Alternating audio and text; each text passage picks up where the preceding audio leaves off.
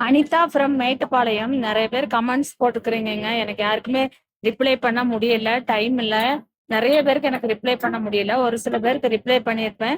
மத்தவங்களுக்குலாம் இனி ஒரு time reply பண்றேன்.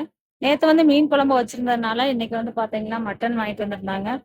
குழந்தைங்க வந்து மட்டன் பிரியாணி வேணும்னு சொன்னாங்க. அதனால நான் வந்து பிரியாணிக்கு தேவையானலாம் ரெடி பண்ணிட்டு, அப்புறம் பிரியாணி வைக்கலான்னு முடிவு பண்ணிட்டேன். எனக்கு கொஞ்சம் தொண்டை கட்டியிருக்கு. இருமல்னால சரியா வாய்ஸ் வராது. அப்படிதான் இருக்கும். ஸோ அதனால இன்னைக்கு பிரியாணி வச்சுட்டு அப்புறம் வந்து ரைத்தாவுக்கு எங்க பாப்பா வந்து கட் பண்ணிட்டு இருக்கிறா. அவ வந்து தயிர் வச்சு நானே ரெடி பண்ணிடுறேம்மான்னு சொல்லிட்டா. அதனால அது இப்போ நான் வீடியோ எடுக்க முடியல. நான் பிரியாணி மட்டும் வீடியோ எடுத்து போட்டுட்டு இருக்கிறேன். மட்டன் வந்து இன்னைக்கு வந்து குக் பண்ணலங்க. குக்கர்ல குக் பண்ணா நல்லா சாஃப்டா இருந்திருக்கும். நான் வந்து அப்படியே போட்டுட்டேன். ஆனா அப்படியும் போட்டு வச்சாலும் சாஃப்டா தான் இருந்துச்சு. மட்டன் மசாலா அப்புறம் கொஞ்சம் பிரியாணி மசாலா போட்டேன். இன்னைக்கு என்னவோ மேட்டுப்பாளையம் ஃபுல்லாவே புதினாவே இல்ல, காலியாயிருச்சாட்டி இருக்கு.